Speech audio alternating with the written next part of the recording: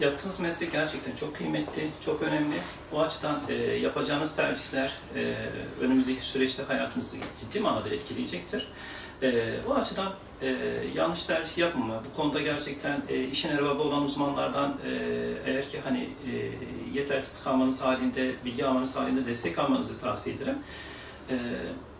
İşte yanlış tercih 4 yıldan, yanlış meslek ise 40 yıldan edecektir kişiye. O yüzden dikkatli olmanızı öneririm. Meslek seçimi gerçekten insanın hayatını çok böyle hani ehemmiyet derecesinde etkilen bir süreç.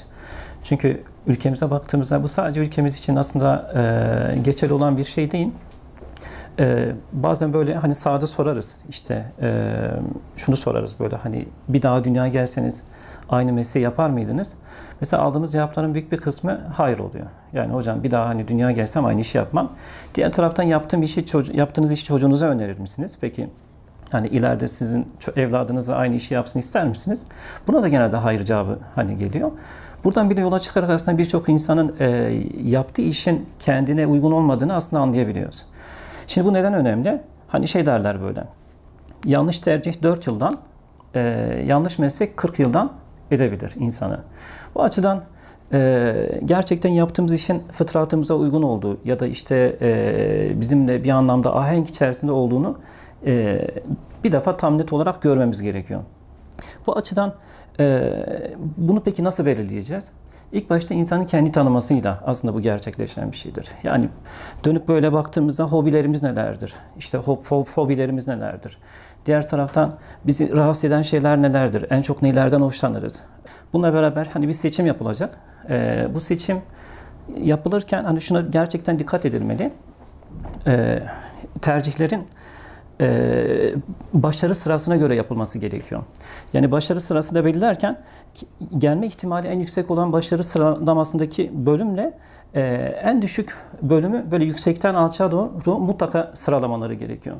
Diğer taraftan yapılan en büyük hatalardan bir tanesi tercih yapılırken kişi şuna dikkat ediyor. İşte şurada teyzem var ya da işte şurada halam var.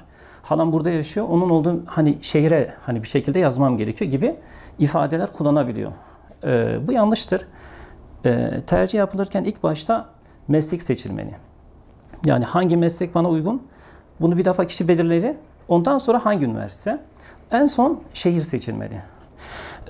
Bununla beraber kişi hani bu meslek tercihlerini aslında belki daha böyle erken zamanlardan normalde keşfetmeli. Yani bu hani ne zaman olabilir? Böyle en geç olarak düşündüğümüzde 9. sınıftan itibaren aslında başlanabilir. Fıtratım hani buna uygun mu değil mi? Tüm bunları belirledikten sonra ona göre bir tercih yapmasını daha uygun görürüm.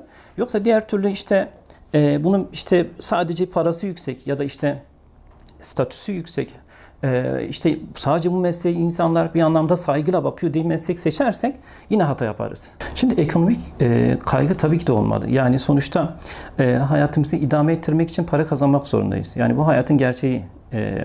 Ama şöyle, böyle hani bitirir bitirmez para kazanma derdine düşersek hataya düşebiliriz. Yani şöyle düşünün.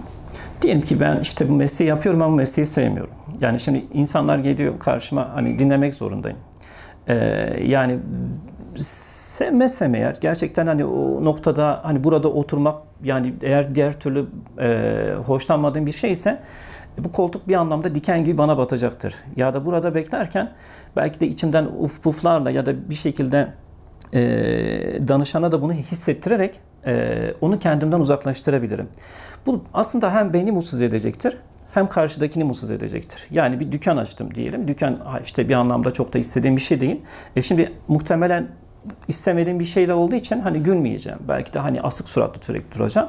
Şimdi bundan kaynaklı her gelen müşteri muhtemelen bir daha gelmeyecektir. Neden? Çünkü asık suratlı bir adam karşısında bu benim de hani bir anlamda başarılı olmamın önüne geçecektir.